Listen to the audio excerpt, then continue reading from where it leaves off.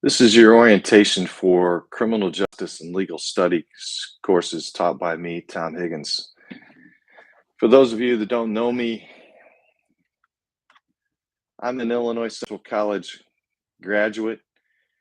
I have a degree in, it was called police science at the time. That's for those of you in the law enforcement program, was the law enforcement program back in the day.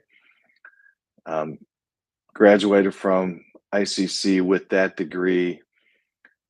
I was a cadet at ICC.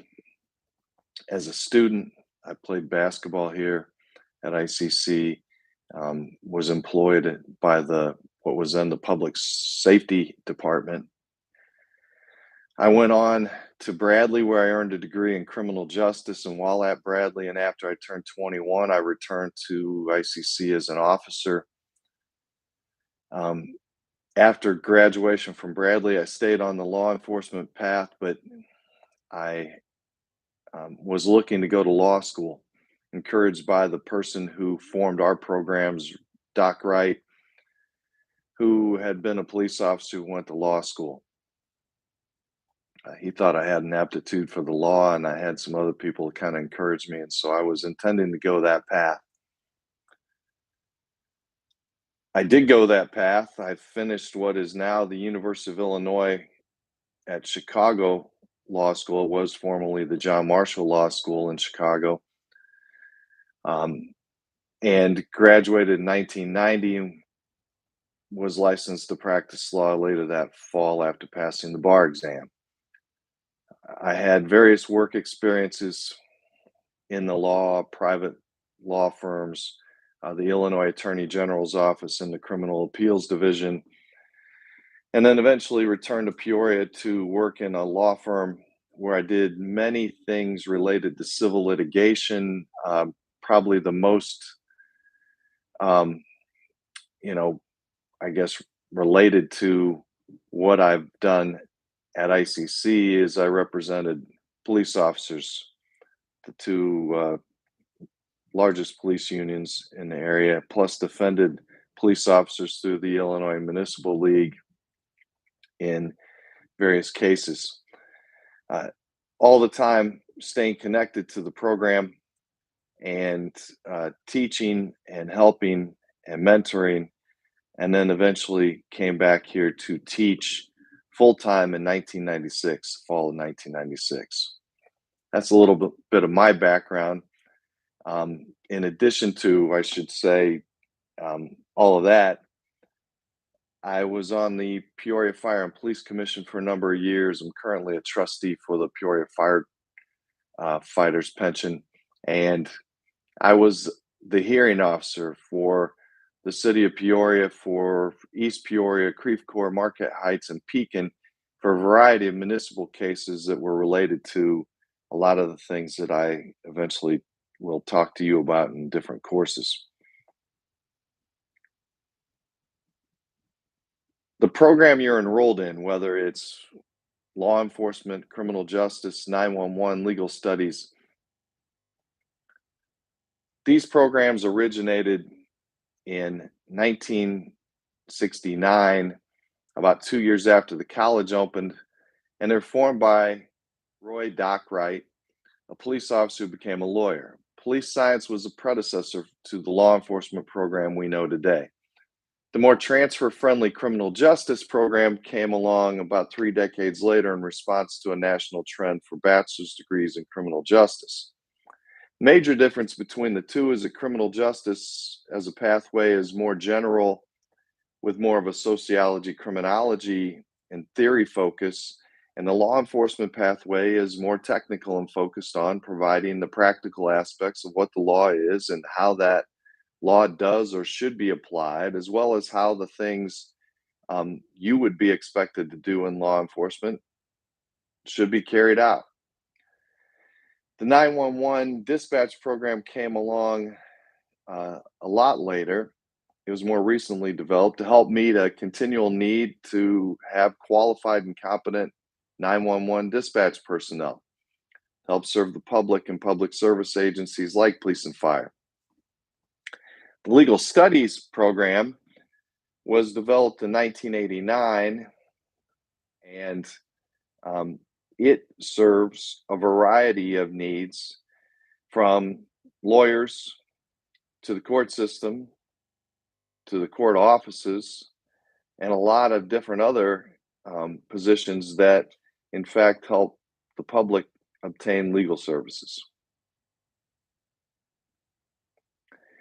I refer to our four current programs as law and justice and public service programs because that's what it prepares you to do, serve the public in law and justice.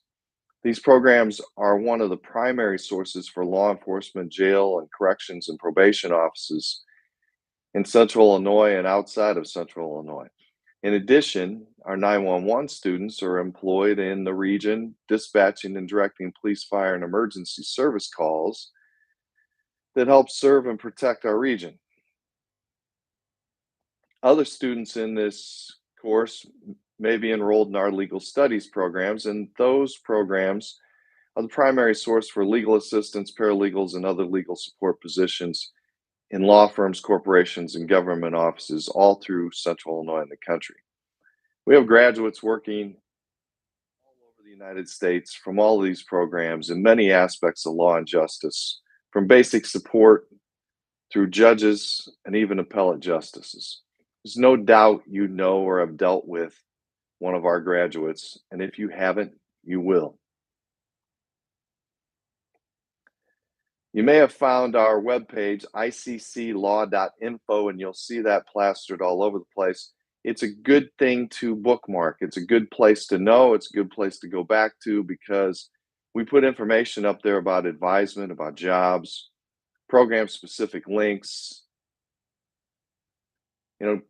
Pause this video or after watch this video, go and look at that site.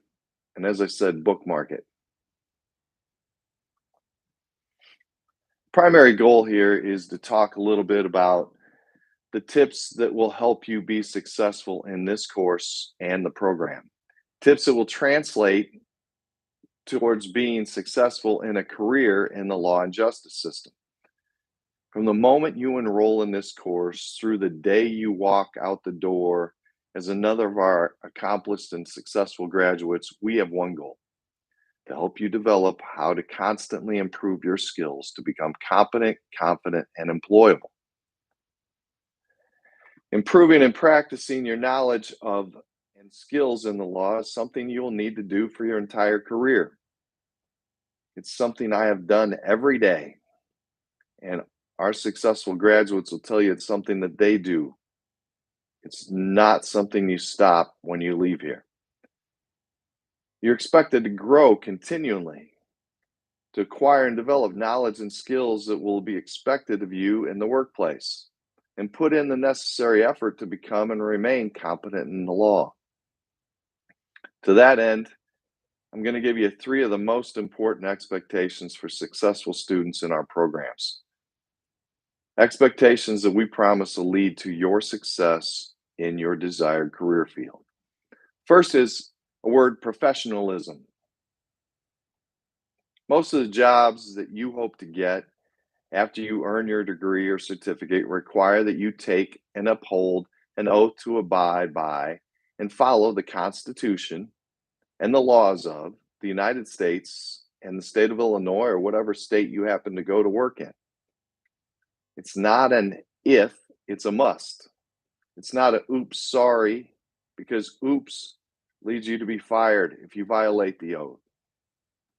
And I'm sure you've seen examples of people in law enforcement and other areas of law and justice who get in trouble, embarrassed, and perhaps convicted of a crime and sent to jail themselves for violating that very oath. I've taken these oaths multiple times since 1985. You raise your right hand, you swear or affirm to uphold the Constitution of the United States, Constitution of the state of Illinois, the laws of the state of Illinois, the laws of the United States. It's a solemn thing, and it's something that you have to take seriously. If this is a career path you want to take, You need to start adopting expectations for professionalism today. That means you abide by the law. You work to avoid breaking the law. Be honest, don't lie, don't cheat, don't steal. Do things you may be expected to enforce. Don't go out and think that you can be above or outside the law and enforce the law or live by or serve other people through the law. Now, sometimes it's difficult. And at this stage, I'll tell you, it was something that was told to me, and it's something that you need to think about. It may mean that you don't hang out with certain people who may be doing things that run contrary to the law. That's where it's at. It's decisions, and you know what I'm talking about. We all have friends. You yourself may be skirting the law in certain things. But if this is your career path, have in mind now and start making those separations.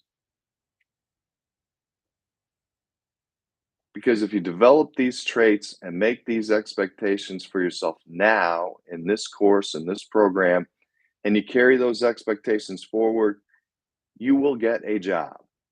You will be successful in your career. You will have a more peaceful life in something you want to do. So make the commitment to work within these expectations. Time to begin learning and adapting to living and working with the character and professionalism that you're going to be expected to present in this career is now. And experience has shown students who work diligently to develop and abide by professional responsibility and character expectations for their career field end up in a better job with more satisfying careers. You will find success in the law if you accept, adapt to, and practice expectations for professionalism right now. The next one's organization. Now, most of the public service jobs, law and justice jobs, are very document and information intensive. They move, just doing the same thing over and over and over again. You have different facts, different people you're dealing with, different expectations for what you're supposed to do. Organizing and communicating this information requires planning and a significant amount of time and effort. Successful graduates set aside time to plan their assigned work tasks in order to make their workflow smoother and more efficient. They organize their work. They have to-do lists. They review and update those lists. They know what they have coming tomorrow, the next day. They don't miss deadlines, and they do not need to make apologies or excuses for not doing things they're expected to do. Now, I'm going to encourage you to develop your own systems and methods for staying organized, but you'll also be given some tried and true methods for doing so, and you'd be wise to begin to adopt these methods during your time as a student.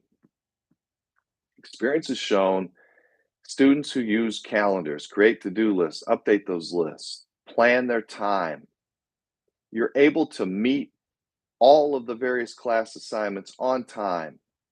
You have an easier and more successful transition to these same expectations in a law and justice career because everything we do has a deadline. We live by a calendar. You have to be in court on a certain day at a certain time. It's not a, you might, you can't call in and say, hey, I overslept. Those are the expectations. No exceptions, no excuses. And so that's what I'm asking of you. And that's what, if you read the syllabus, you see you're expected to do. One of the unique aspects of every one of the public service career fields you may be interested in is that you're constantly juggling many tasks at once in law enforcement, as an example. You're often informed of your next potential case, your next call, before you're cleared and away from the one you're on now. If you work in the law office, you may represent many clients with many diverse and different legal matters. And while you may plan to sit down and complete a particular task over the next few hours, you're more likely to be interrupted by a telephone call from a client, a request from one of your supervising lawyers, or some other task that requires your immediate attention and your plan to focus on that one job may be put off for minutes, hours, or days. If you're not organized, you can't go back to complete that task. If you're a probation officer, you may be sitting in your office and trying to prepare to testify for a pre-sentence hearing, and you get a call from one of your probationers, or a call that one of your probationers just got arrested. You get redirected. Rarely, if ever, do we find time to focus on and complete one task before being pulled to some other task that we're expected to take care of. Sometimes it happens, but you have to be prepared that you won't, and you have to stay organized. For this reason, the ability to be flexible and multitask, it's a must-have skill for anyone in a public service career field. This reality makes organizing and prioritizing your assigned task absolutely vital. Keeping track of those things, absolutely vital. Now, you're going to have multiple assignments from different classes. The expectations are that you complete those assignments to the best of your ability on time with no excuses.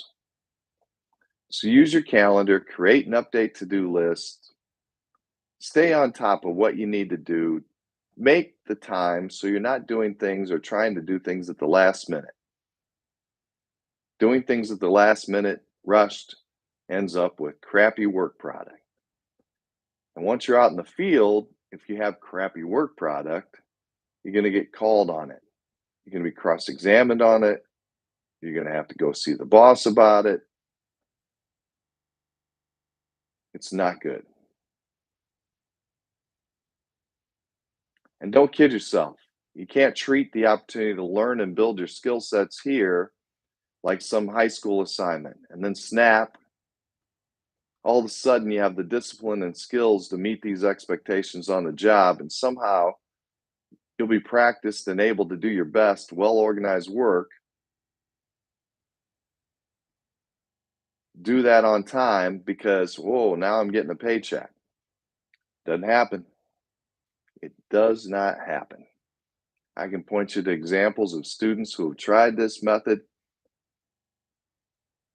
And if they got a job, it's probably not a job you want. If they were able to get a job, they probably didn't stay in it for very long. On the other hand, if you start adopting professionalism, organization, and the next topic I'm going to talk about, now, while you're here, you'll carry those skills and expectations on to the job. Experience has shown that students who prioritize and plan their class assignments, multitask, and plan their time, and they complete all expected tasks and assignments on time to the best of their ability, they have little trouble adapting to the expectations in the real world. You'll be successful after you graduate. So the final of the three things I said I was going to talk to you about is communication. Now, whether it's talking to clients in a law office, interviewing a victim or witness, or working with other law and justice court personnel or justice professionals, you have to have good people skills. You have to communicate verbally, in person, by telephone. You must express your thoughts clearly, and as importantly, you have to record and convey anything you learn in those communications in writing. You have to be prepared to document the details of every such conversation, including the dates, the times, the persons you talk to, subject matter, and every detail of that conversation. You need to find out what active listening is, and you're going to get some hints on that, and in fact, some instruction on active listening in a few of your courses. You need to practice those active listening skills. Active listening is looking at, it's seeing how somebody says something, it's watching their movements, their body language, their hesitations. It's not just hearing what they say, it's seeing what they say and how they say it. You need to practice that. You need to practice interpersonal communication.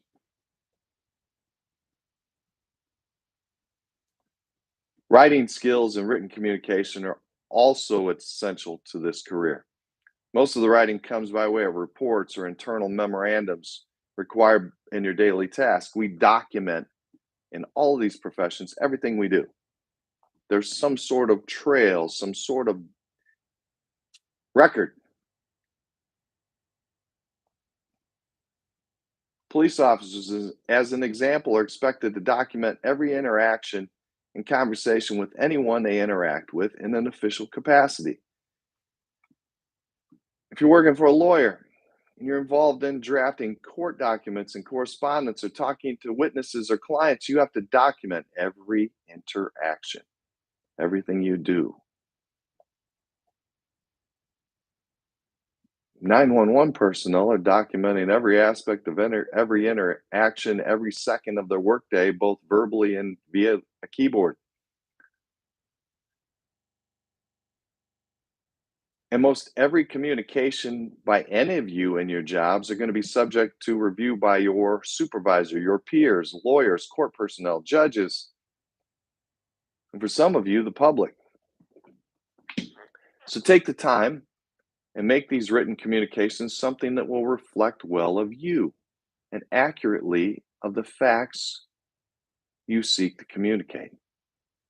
Now, formal professional communication is expected in these careers, and you must accept that all of your work will be reviewed by other people.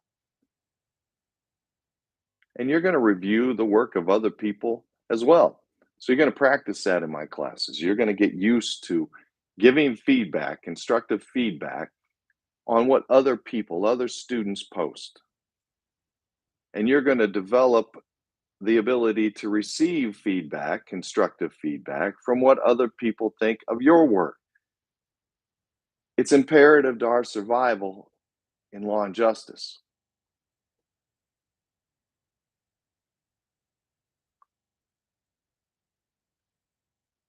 You're going to practice these expectations in this class.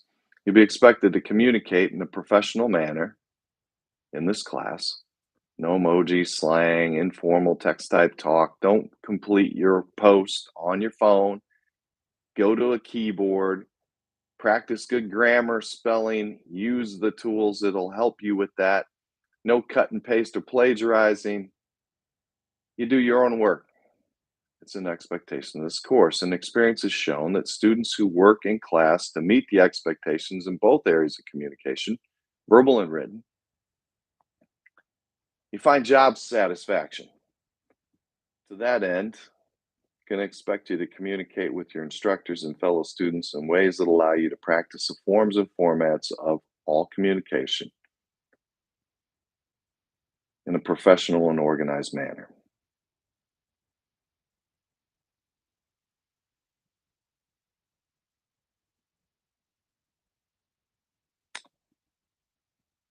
It should be, um, without saying, that effort is imperative to everything you do, but we have to talk about that a little bit.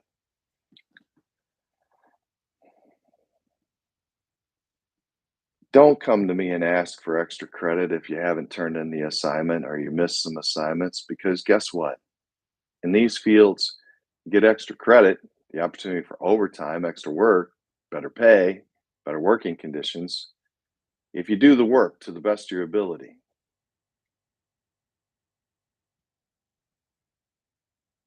I think based on all the things I've said so far,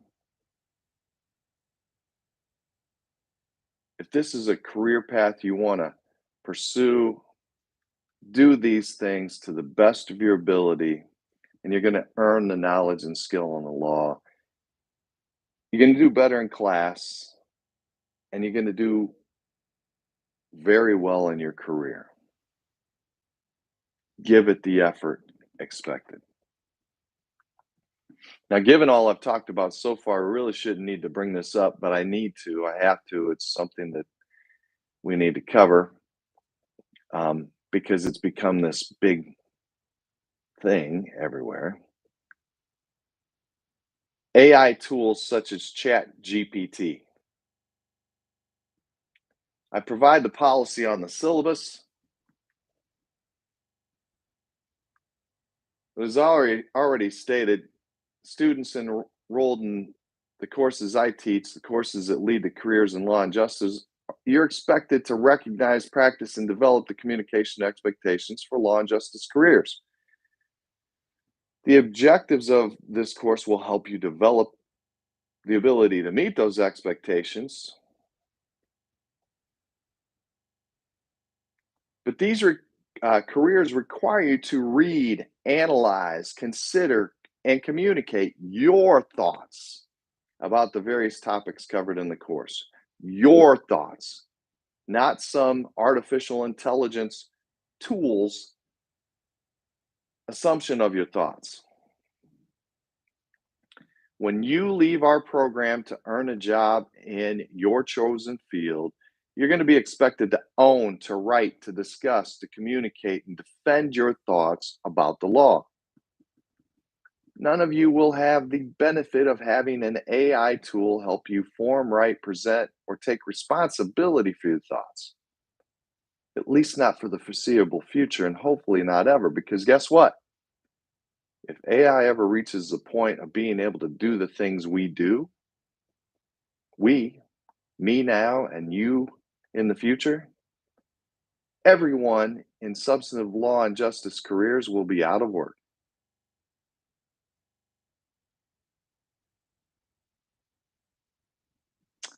So, as stated on the syllabus, and you're going to hear it now, you're warned that the use of any AI tools that offer an attempt to create a sentence, a paragraph, a page, or text for you is strictly prohibited at any stage of any assignment, response, reply, and all work, communication, and every interaction in this course. If you use any of these tools, you're going to be considered to have been academically dishonest under the definition of the Illinois Central College Student Handbook. And any of those actions will result in an F for this course. And that's my policy. Now, I encourage you to use spell check and grammar check services. I use those myself. Grammarly, as an example, is one that you can use with Google Docs. I use it. Hey, I'm open to somebody helping me with my spelling and grammar. It helps you to look more professional. But you do your own writing and you use those tools, the spelling and grammar tools, to ramp up your writing skills in that regard. You learn from those things and they will help you become a better writer of your own work.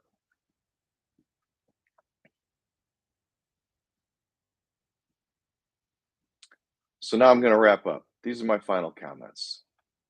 As I noted, I've been teaching these courses full time since 1996. I've been mentoring, coaching, counseling, and helping students through these courses in our program since that time.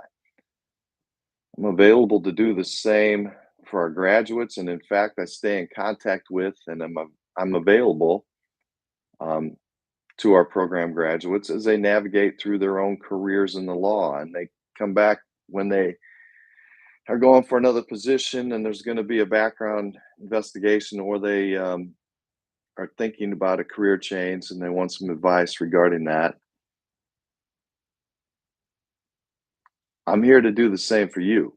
You can email me, you can call me and set up a meeting to discuss this course, the program, your career intentions, continuing your education beyond ICC, anything related to your effort to be successful in this course, our program, and your career path.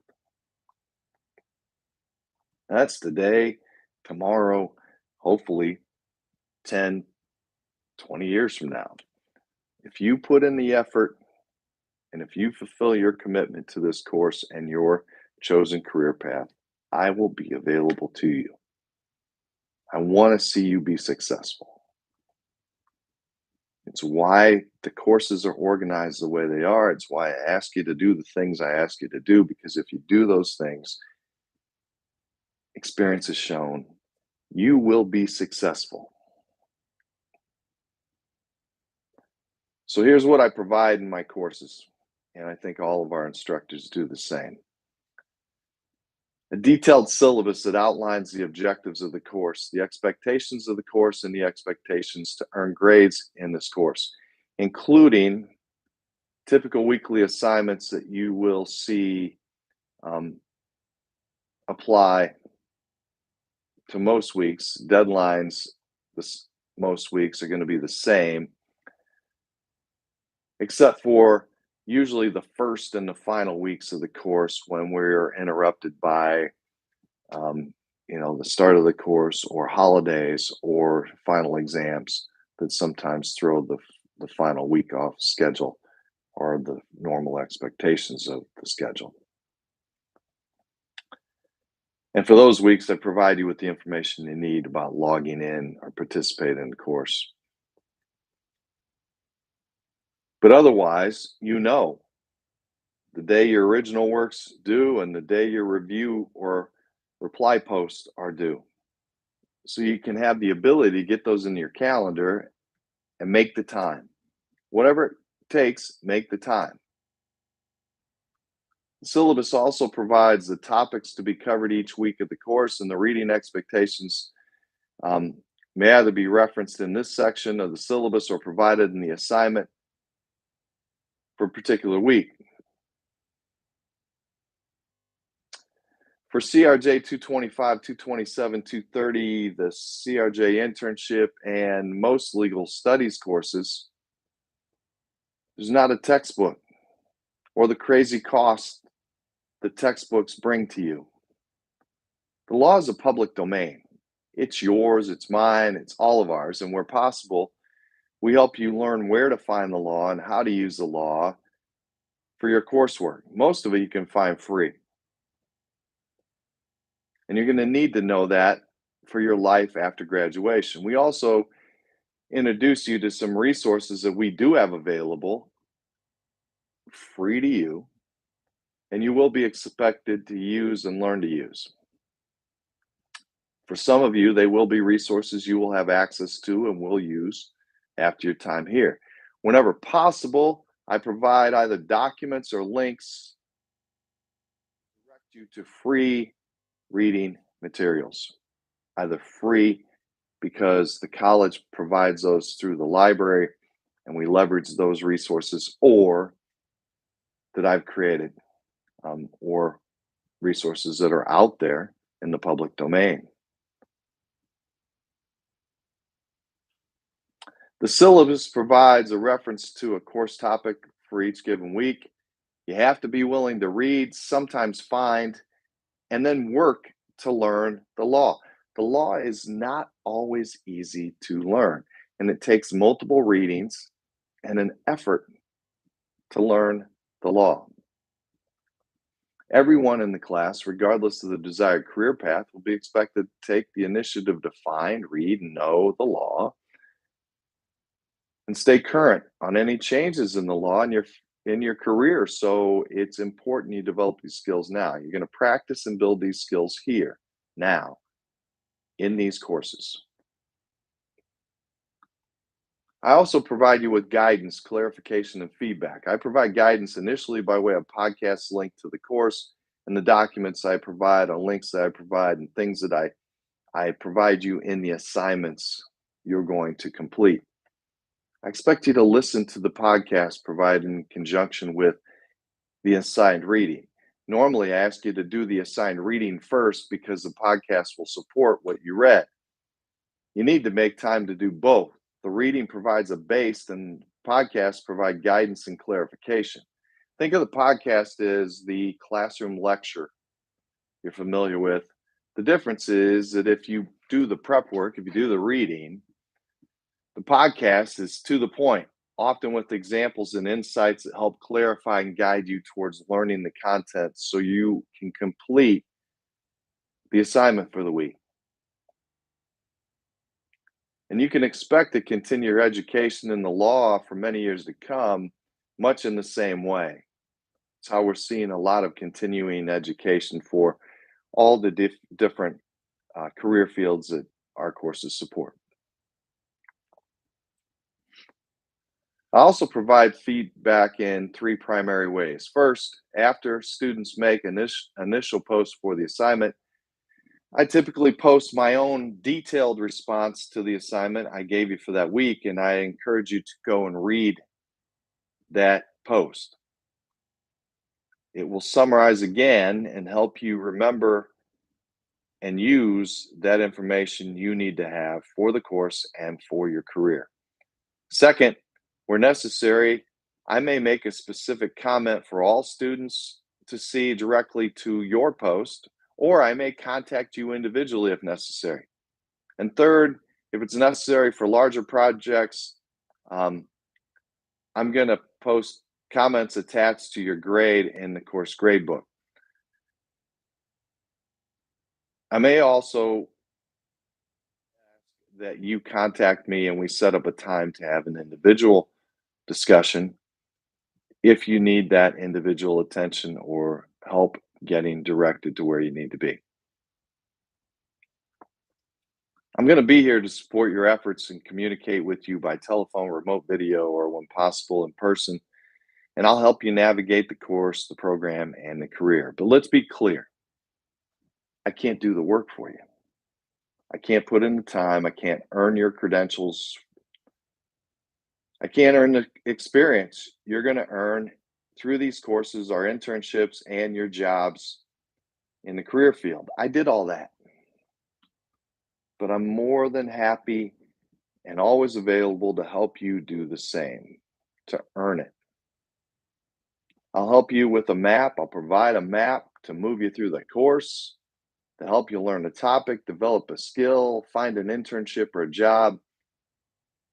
I can provide advice for preparing for the career in general, for interviews, for testing, for preparing to earn a particular job or keep or moving from a particular job to another opportunity, even years after you graduate.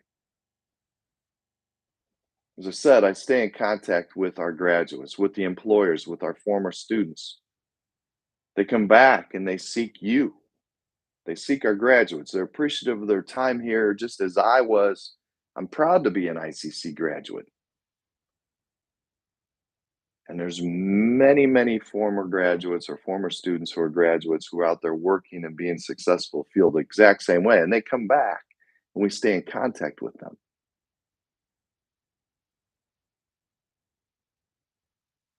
If you're going to take one of our internships, you're going to have me for the internship. I'm going to do whatever I can to help you move to success in your desired career. But just as was the case when Doc Wright did all the same things for me many years ago, the opportunities that will come your way and what you do with those opportunities is a direct reflection of the time and effort you put into each course and your time here. No way around it. So there you have it. It's your orientation to the course, to the program, to what the expectations are for you to get from where you say you want to be to where you can be. So now, go log into the course, read the syllabus, get the due dates for this week 1 assignment. Get all of the due dates in your calendar. Make time to get to work and get to work. And as you'll hear me say in podcasts, if you need me, you know where to find me.